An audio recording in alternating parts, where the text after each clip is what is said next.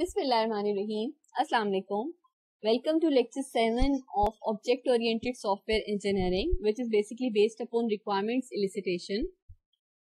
In the last lecture, we discussed about requirement elicitation activities, and especially we discussed about how to identify different actors. Then we discussed how to identify different scenarios. Then identification of a use cases. We discussed that any scenario, multiple scenarios which are basically coherent scenarios, different coherent scenarios which belong to a single class can be grouped together in a single use case.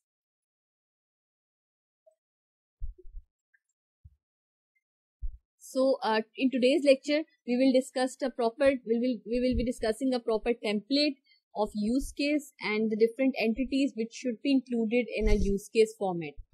This is the template which we were discussing. It includes use case name, actors, flow of events. Flow of events, basically this is the scenario which we were discussing. We have to identify different scenarios, and these 6 scenarios which are coherent scenarios which belong to a single class are grouped together in a single use case which is report emergency. So flow of events को लिखने के बाद हमने इसमें entry condition, exit condition और quality requirements लिखी होती है. नाउ क्वालिटी रिक्वायरमेंट्स का मतलब ये है कि ये यहाँ पर कुछ नॉन फंक्शनल रिक्वायरमेंट्स हैं जो हमने यहाँ पर ऐड करनी होती है. Entry condition means what is the trigger. ठीक है, इसमें ट्रिगर क्या है? The field officer is logged into friend. तो ये हमारा जो सॉफ्टवेयर है इसमें फील्ड ऑफिसर को लॉग इन होना चाहिए. ये सबसे पहली कंडीशन है, क्योंकि फील्ड ऑफिसर ने रिपोर्ट करना है, तो रिपोर्ट करने से पहले उसको लॉग इन होना चाहिए. लॉग इन का एक सेपरेट यूज केस होगा रजिस्ट्रेशन के नाम से. तो ये हमने इसलिए इसमें एंट्री कंडीशन स्पेसिफाई कर दी है, which is basically precondition. Exit conditions. Exit conditions में field officer has received an acknowledgement and the selected response from the dispatcher. या हम ये कह सकते हैं field officer has received an explanation indicating why the transaction could not be process. ठीक है, तो 2 पॉसिबल सिनेरियोज हो सकते हैं एग्जिट कंडीशन के, यानी उस सॉफ्टवेयर को एंड करने के, इस एप्लीकेशन को खत्म करने के. या तो हम डिस्पैच कर देंगे पॉसिबली, और अगर पॉसिबल नहीं है डिस्पैच करना ड्यू टू सम रीजन, तो वो मैसेज आ जाएगा जिसपे एक्सप्लेन हुआ होगा कि why we can't dispatch the 5 unit और व्हाटएवर. ठीक है, जो भी इंसिडेंट से रिलेटेड हमने एक्शन लेना है, अगर हम वो एक्शन नहीं ले सकते तो कोई एक्सप्लेनेशन है जो हम साथ में अटैच कर देंगे. So that is our exit condition, and these are 2 possible scenarios with the exit condition. Quality requirements. Quality requirements में field officer's report is The field officer's report is acknowledged within 30 seconds. ठीक है, ये भी एक quality requirement है. Basically performance की बात हो रही है कि 30 सेकेंड्स के अंदर हमें एक्नॉलेज करना जरूरी है. The selected response arrives no later than 30 seconds after it is sent by the dispatcher. इसी तरह से जैसे डिस्पैचर सेंड करेगा 30 सेकेंड्स के अंदर तक उसको जो रिस्पॉन्स है वो मिल जाना चाहिए, सो दैट कोई डिले ना हो दोनों चीज़ों में. ठीक है, Now we have to refine the use case. कि एक दफ़ा जब हम use case बना लेते हैं तो उसके बाद हम उसकी रिफाइनमेंट कैसे कर सकते हैं. जैसे इस केस में देखें, हमने use case का नाम एज इट इज लिख दिया, रिपोर्ट एमरजेंसी, पार्टिसिपेटिंग एक्टर्स भी ऐसे ही लिख दिए, initiated by field officer and communicates with dispatcher. लेकिन जो फ्लो ऑफ इवेंट्स है, या आप कह सकते हैं जो सिनेरियोज हैं, बेसिकली दीज आर रिवाइज्ड. ठीक है, अब ये सिनेरियोज पहले भी ऐसे लिखे हुए थे, हमने इसमें थोड़ा सा रिवाइज किया है. वो कैसे रिवाइज किया है, जैसे सिनेरियो नंबर 2 को देखें. सिनेरियो नंबर 2 में पहले लिखा हुआ था friend response by presenting a form to the field officer. ठीक है, यहाँ पर हमने उसको रिवाइज किया है. जो इटैलिक में ऐड किया हुआ है ये बेसिकली इसकी रिवीजन है. The form includes an emergency type menu, जो मैंने फॉर्म बना के दिखाया था आपको, जिसमें एक मेन्यू बना हुआ था. Journal emergency, fire, transportation. ठीक है, ये 3 डिफरेंट ऑप्शन है जो अवेलेबल है. And location, incident description, resource request and hazardous material fields. कि कौन कौन से मटेरियल्स रिक्वायर्ड हैं, रिसोर्स कौन सा रिक्वायर्ड है, फायर है, इमरजेंसी टाइप कौन सी है, जर्नल है, ट्रांसपोर्टेशन से रिलेटेड है. ठीक है, तो इस तरह से एक्सीडेंट हो गया, कोई ट्रांसपोर्टेशन से रिलेटेड इमरजेंसी है, किसी को रेस्क्यू लेके जाना है, हॉस्पिटल लेके जाना है, या फायर इंसिडेंट है, सो जो भी कैटेगरी है वो सिलेक्ट करें, उसकी डिस्क्रिप्शन दे दें और रिसोर्स रिक्वेस्ट दे दें कि आपको कौन सा रिसोर्स चाहिए, ठीक है। इसी तरह से field officer completes the form by, अब कंप्लीट्स द फॉर्म तो लिखा था हमने लास्ट टाइम यूज केस में, completes the form by selecting the emergency level. इसमें हमने क्या करना है, by specifying minimally the emergency type and description fields, कि ये दो चीजें ऐसी हैं जो मस्ट है, ठीक है। तो ये सारी चीजें हमें यूज केसेस में बतानी होती हैं। हमने यहाँ स्पेसिफाई कर दी कि इसमें से ये दो चीजें मस्ट थी कि इमरजेंसी की टाइप और डिस्क्रिप्शन। तो ये दो चीजें ऐड करके हमने फॉर्म कंप्लीट कर लिया। The field officer may also describe possible responses to the emergency situation and request specific resources, यानी रिसोर्सेज वो कह सकता है, जैसे ऊपर वाले फील्ड में हमने बताया था, ये सारी चीजें आपको एक फॉर्म मिलेगा, उसमें ये सारी चीजें एंटर करनी होंगी। नेक्स्ट में हमने मेंशन कर दिया कि उसमें कुछ चीजें मिनिमल होंगी, जो मैंडेटरी होंगी, वो आपने लाजमी एंटर करनी होगी। And it may also describe once the form is completed the field officer submits the form, ठीक है। फिर friend receives the form and notifies the dispatcher by a pop-up dialogue। so हमने साथ में बता दिया कि इस dialog box के थ्रू आपको नोटिफाई होगा या मैसेज आएगा, जैसे हम नोटिफिकेशन देखते हैं मैसेजेस की, इसी तरह से बजाय इसके कि वो ऐप को ओपन करे और फिर उसको नोटिफिकेशन आए, अगर कोई ऐप उसने इंस्टॉल की भी है तो वो डायरेक्टली उसको पॉपअप मैसेज के थ्रू इंफॉर्मेशन मिल जाएगी। The dispatcher reviews the submitted information and creates an incident in the database by invoking the open incident use case as it is, जैसे हमने पहले स्पेसिफाई किया था। All the information contained in the field officer's form, पहले हमने बताया था form, now this is field officer's form, is automatically included in the incident. The dispatcher selects a response by allocating resources to the incident। पहले हमने सिर्फ ये कहा था कि वो रिस्पॉन्स को सिलेक्ट करता है, ठीक है, और डिस्पैच कर देता है। इस केस में हमने बताया कि अगर कोई रिसोर्सेज आपने डिमांड किए हैं तो वो रिसोर्सेज एलोकेट कर देगा, ठीक है, और एक्नॉलेज करेगा इमरजेंसी रिपोर्ट को by sending a short message to the field officer। So then friend displays the acknowledgement and the selected response to the field officer। So इस तरह से हमारा जो use case है वो complete हो जाएगा। इसकी entry condition भी आगे जिस तरह से हमने पिछले use case में इसको continue किया हुआ था, like this, entry condition, exit condition, quality requirements as it is रहेंगी। सिर्फ जो flow of events है इनको हमने मजीद improve कर दिया है ताकि हमारी understanding अगर कोई देखे तो उसके लिए understanding ठीक से हो सके। The following aspects of the use cases initially ignored are detailed during refinement। अब देखते हैं हमने कौन कौन सी ऐसी चीजें हैं जो पहले मेंशन नहीं की थी और अब हमें करने की जरूरत है, so that आप रिफाइन करके अच्छा यूज केस बना सके। The elements that are manipulated by the system are detailed, ठीक है। जितना सिस्टम के साथ एलिमेंट्स यानी कि एक्टर्स के साथ जितनी भी अब जैसे हम कह सकते हैं फॉर्म्स हैं, फॉर्म्स की फील्ड्स हैं, ठीक है, ये सारी चीजें ऐसी हैं जो पहले ज्यादा डिटेल नहीं थी, अब हमने डिटेल ऐड की है। Similarly let us discuss this. हमने कौन कौन सी चीजें हैं, जैसे फॉर्म्स की डिटेल्स, ठीक है, फॉर्म के जो एसेंशियल्स हैं यानी कि जो मिनिमल चीजें हैं, प्लस जो एक्सेप्शंस हैं वो हमने ऐड कर दी। साथ में हमने ये बता दिया कि रिस्पॉन्स जो आएगा that would be a popup dialog, ये हमने पहले नहीं बताया था।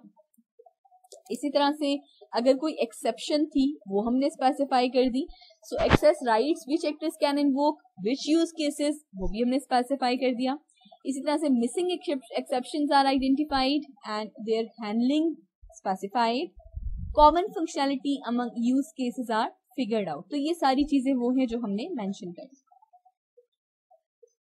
नेक्स्ट ये था कि अगर हम रिलेशनशिप स्टडी करना चाहें डिफरेंट एक्टर्स और यूज केसेस के दरमियान में तो वो कैसे हो सकता है। Next will be use cases and use cases, आपस में यूज केसेस का रिलेशनशिप कि वो कैसे एग्जिस्ट करता है।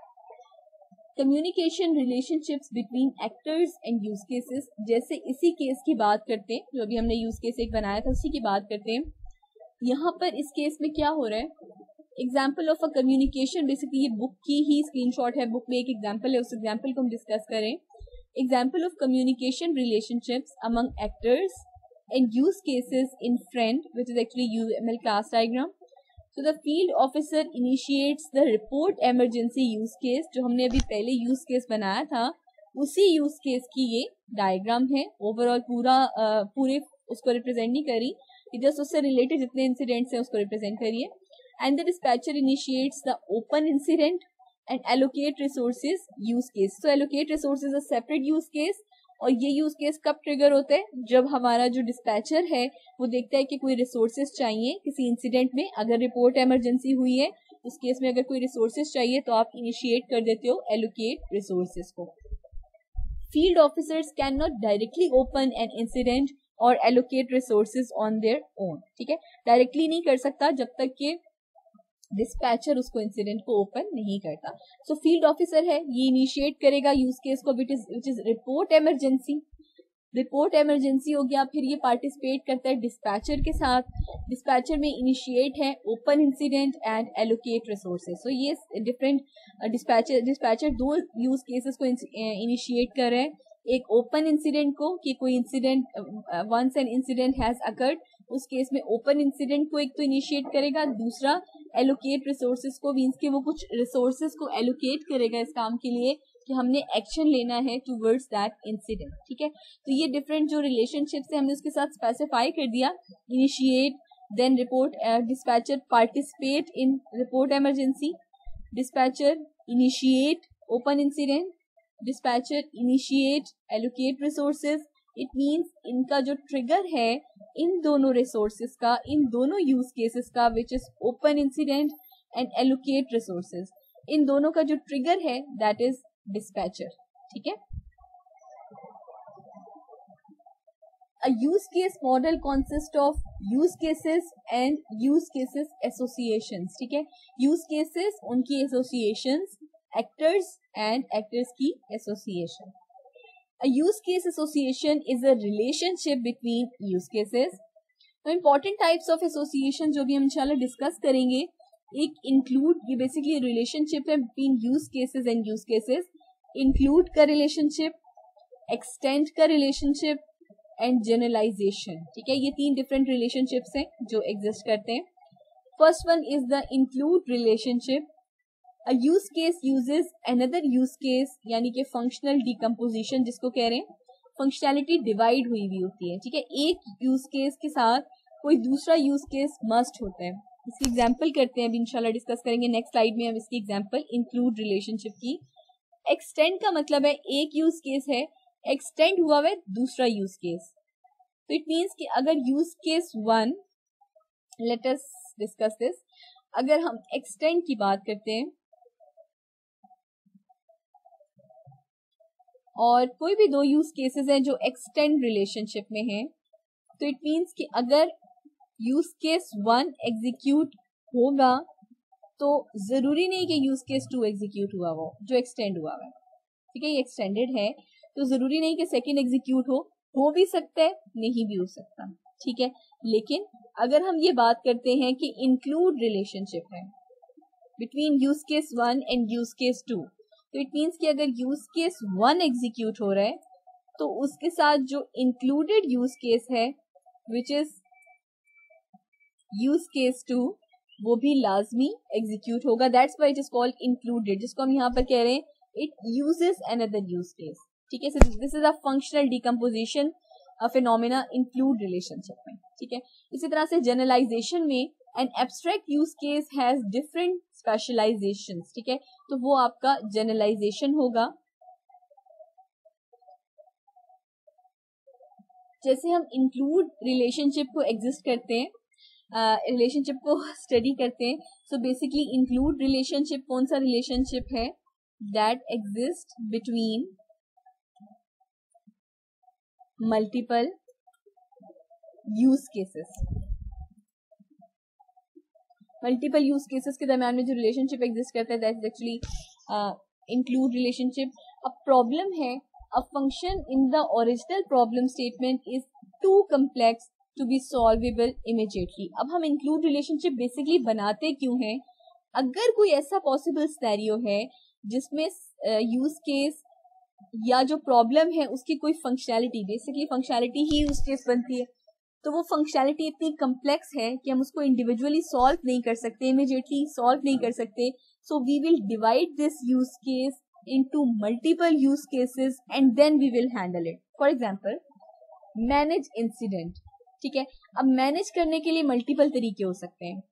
मैनेज करने के लिए किसी इंसिडेंट के लिए करने के लिए आप या तो नया इंसिडेंट क्रिएट करोगे, ठीक है, या फिर आप उसको हैंडल करोगे, या फिर आप उसको क्लोज करोगे. ठीक है, सो ये तीनों चीजें होंगी मैनेज करने के लिए. पहले जरूरी है कि हम उसको क्रिएट करें, फिर हम उसको हैंडल करें और फिर हम उसको क्लोज करें. So this is true for all incidents to be managed.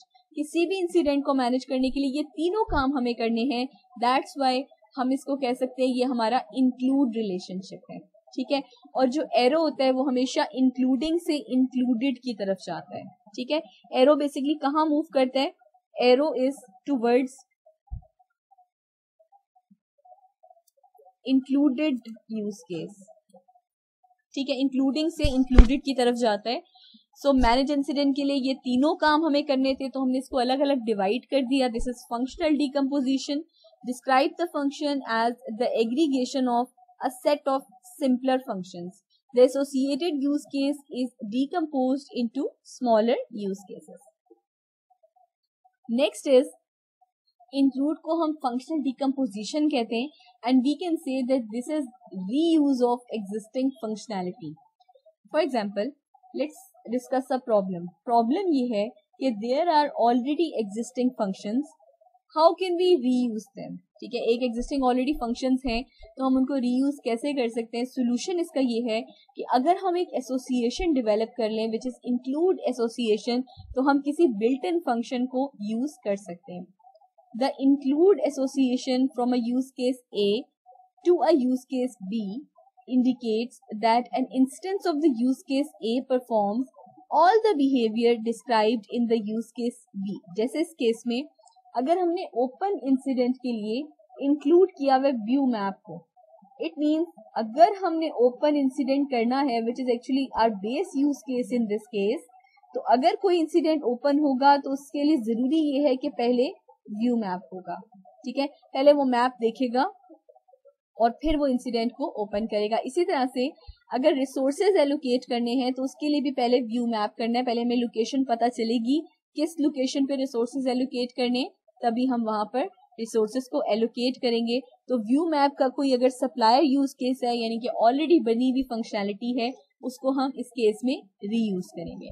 The use case view map describes behaviour that can be used by the use case open incident. So view map is figured out. हमने देखा कि view map का एक use case है जो हम use कर सकते हैं, रीयूज कर सकते हैं.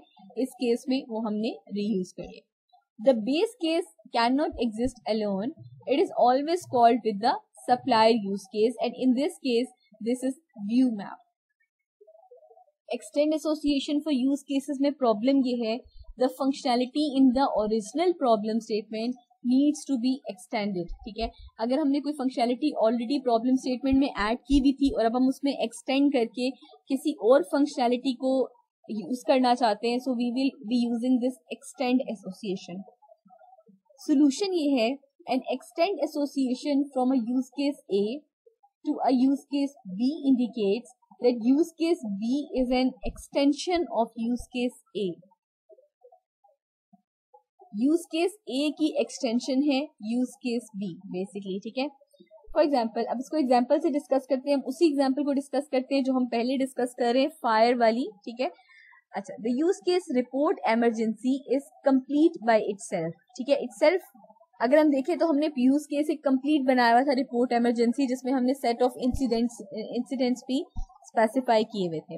लेकिन अगर हम एक हेल्प का यूज केस इसके साथ एसोसिएट करना चाहें, यानी अगर ऑनलाइन हेल्प या हेल्प का कोई यूज केस एक्स्ट्रा बनाना चाहें, तो वो हम एक्सटेंड में यूज कर सकते हैं कि if you need any help you can use this. ठीक है, otherwise report emergency can itself survives. ऐसा नहीं है कि वो सर्वाइव नहीं कर सकता, रिपोर्ट इमरजेंसी इटसेल्फ भी सर्वाइव कर सकता है, लेकिन इसके साथ हम हेल्प भी ऐड कर सकते हैं. The use case report emergency is complete by itself as we all know. अभी हमने किया भी था, इसको बनाया भी था, but can be extended by the use case help for a specific scenario in which the use case user requires help. So अगर उसको कोई हेल्प चाहिए तो वो एक्सटेंड करके इसके साथ इस यूज केस को यूज कर लेगा. अदरवाइज हम एज इट इज इसको यूज कर सकते हैं. So base use case can be executed without the use case extension in extend associations. Next is generalisation association in use cases. तो इट मीन्स हमने दो रिलेशनशिप स्टडी कर लिए.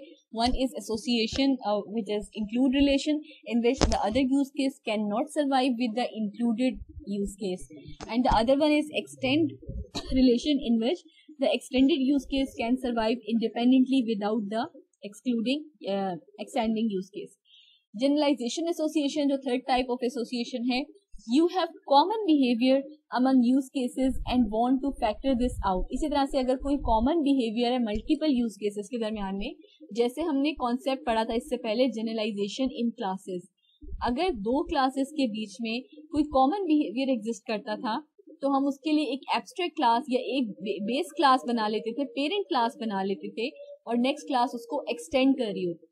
The generalization association among use cases factors out common behavior.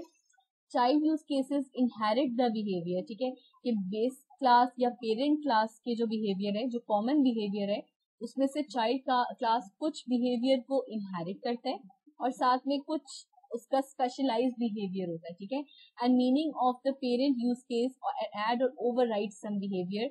जैसे हमने generalisation में example discuss की थी कि अगर लेट्स से मैं डिस्कस करती हूँ कि एक शॉपिंग कार्ट की हम बात करते हैं या ऑनलाइन शॉपिंग की बात करते हैं, तो हमने अगर ऑनलाइन शॉपिंग या ई कॉमर्स की कोई वेबसाइट की बात की है तो एक हमारा यूजर बन जाएगा जो जनरलाइज क्लास होगी, या आप कह सकते हैं जो पेरेंट क्लास होगी. ठीक है, वो यूजर बन जाएगा. अच्छा, अब अगर मैं इसके अलावा कोई और ऐड करना चाहती हूँ, जैसे कि मैं इस केस में एक स्पेशलाइज क्लास ऐड कर देती हूँ और बेसिकली वो क्लास होगी ऑर्डर करने वाली रजिस्टर्ड कस्टमर की क्लास होगी. ठीक है, एक दूसरी मेरी क्लास ऐसी होगी जो रजिस्टर्ड कस्टमर की होगी क्योंकि उसके पास प्रिविलेजेस या राइट्स डिफरेंट होंगे. इसी तरह एक और क्लास होगी जो कि एडमिन की क्लास होगी या एडमिनिस्ट्रेटर की क्लास होगी क्योंकि उसके पास राइट्स डिफरेंट होंगे. रजिस्टर्ड कस्टमर सिर्फ ऑर्डर कर सकेगा, एडमिन उसको अपडेट भी कर सकेगा, कैटलॉग को भी अपडेट कर सकेगा. It mean user multiple users हो सकते हैं. ये मेरी बेस क्लास होगी या पेरेंट क्लास होगी. रजिस्टर्ड कस्टमर के पास भी वो एट्रीब्यूट्स हैं जो सारे यूजर्स में कॉमन है, लेकिन साथ में कुछ स्पेशलाइज्ड एट्रीब्यूट्स हैं. इसी तरह से एडमिनिस्ट्रेटर के पास वो सारे एट्रीब्यूट्स हैं जो यूजर के अंदर है, लेकिन साथ में कुछ स्पेशलाइज्ड एट्रीब्यूट्स हैं. So consider the use case validate user responsible for verifying the identity of the user. ठीक है, इसी तरह से हम अगर यूज केस में बात करें तो अगर एक वैलिडेट यूजर के नाम से हम एक यूज केस बनाते हैं तो इसके अंदर मल्टीपल चीजें हैं, जैसे कि चेक पासवर्ड, चेक फिंगरप्रिंट, ये डिफरेंट चीजें हैं जो कि इस यूजर के वैलिडेशन में यूज हो सकती हैं. तो ये हमारी चाइल्ड यूज केसेस हैं. The customer might require to realisation. इसके अंदर दो चीजें हैं, या आप पासवर्ड को चेक करेंगे या आप फिंगरप्रिंट को चेक करेंगे, तो ये दो रियलाइजेशन इसकी हो सकती हैं. So that is our specialised use cases. ठीक है, और चाइल्ड यूज केसेस में ये कि दोनों बेसिकली फंक्शनैलिटी तो यही कर रहे हैं कि वो वैलिडेशन कर रहे हैं यूजर की, तो वो हमारा पेरेंट केस होगा. इसी तरह से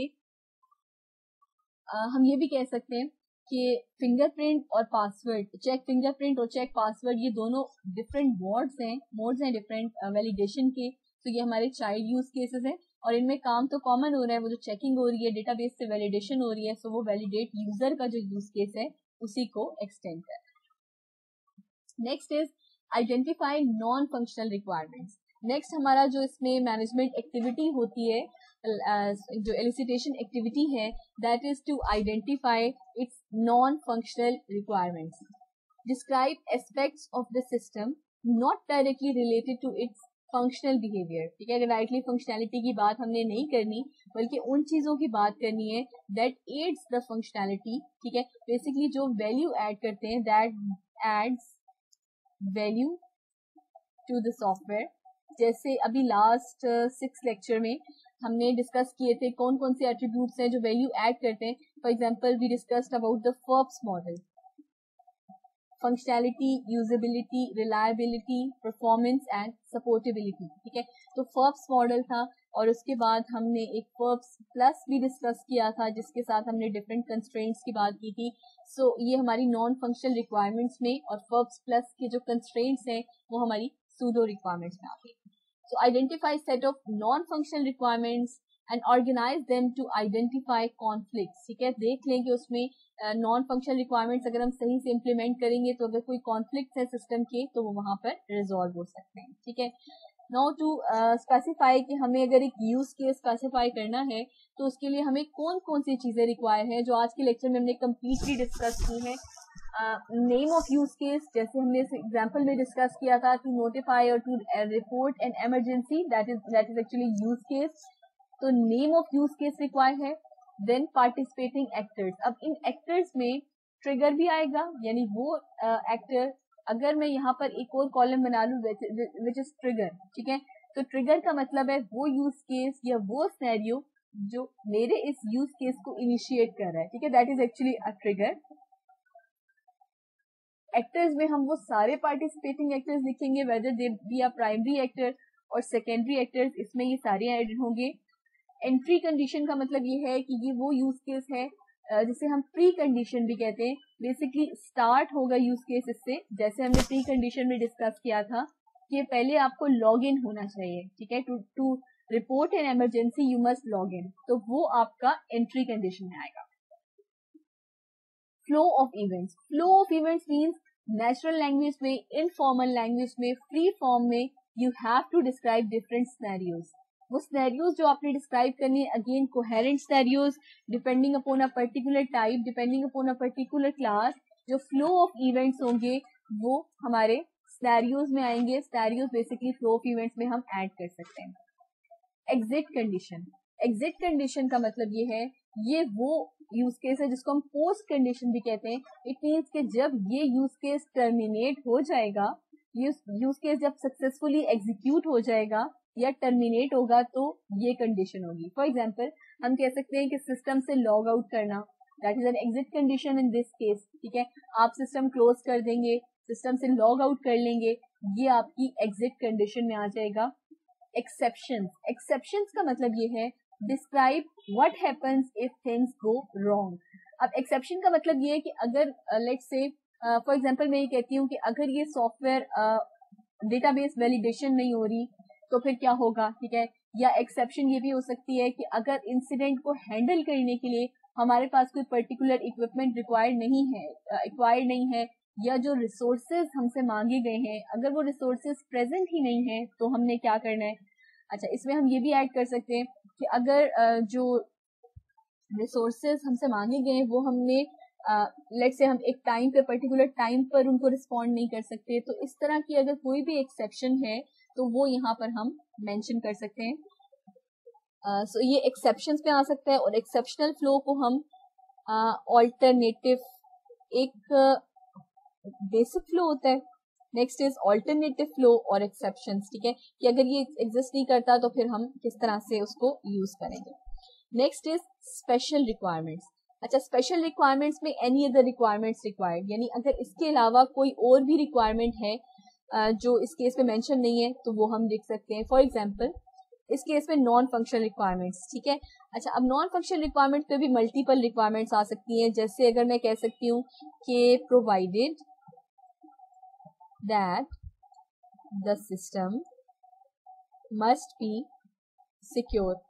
ठीक है, कि अगर लॉग इन करना है डिस्पैचर ने भी और जो इंसिडेंट को रिपोर्ट कर रहा है तो लॉग इन को या आपका जो सिस्टम है उसको सिक्योर होना चाहिए. प्लस अगर मैं कहती हूँ कि सेफ्टी होनी चाहिए. ठीक है, या सबसे ज्यादा इम्पोर्टेंट इस केस में जो है वो आपको पता है परफॉर्मेंस है, क्योंकि अब ये इंसिडेंट्स हैं. ठीक है, फायर इंसिडेंट है, ट्रांसपोर्टेशन इंसिडेंट है, कोई एक्सीडेंट है, तो अगर इसमें परफॉर्मेंस नहीं होगी तो कोई फायदा नहीं होगा. तो नॉन फंक्शनल रिक्वायरमेंट्स में आप परफॉर्मेंस भी ऐड कर सकते हैं. आप ये भी लिख सकते हैं सिंपली परफॉर्मेंस, और साथ में ये भी लिख सकते हैं the system should respond with in 30 second, that is also included in the performance. ठीक है, कंस्ट्रेंट्स. अब कंस्ट्रेंट्स पे हमें पता है कुछ लिमिटेशंस होती हैं दैट आर प्रोवाइडेड. ठीक है, कि हम for successful execution of a use case, तो कंस्ट्रेंट्स में भी हम स्पेसिफाई कर सकते हैं कि कौन कौन सी ऐसी लिमिटेशंस हैं जिसकी बेस पे हम ये कह सकते हैं कि वो यूज केस एग्जीक्यूट नहीं होगा, या ये भी कह सकते हैं कि ये लिमिटेशंस हैं, इनको फॉलो करेंगे तो हमारा यूज केस सक्सेसफुली एग्जीक्यूट हो जाएगा. ठीक है. सो that's all about today's lecture. आज हमने कंप्लीट कर ली जो हमारी रिक्वायरमेंट एलिसिटेशन एक्टिविटीज थी. ठीक है. और मैनेजमेंट की इसकी हमने कंप्लीट कर ली. How to identify actors, how to identify use cases, how to identify scenarios. इसके अलावा हमने यूज केसेस के दरमियान में रिलेशनशिप्स, एक्टर्स के दरमियान में रिलेशनशिप्स और जनरलाइजेशन, एसोसिएशन, ये सब देख ली. So that's all about today's lecture. अल्लाह हाफ़िज़.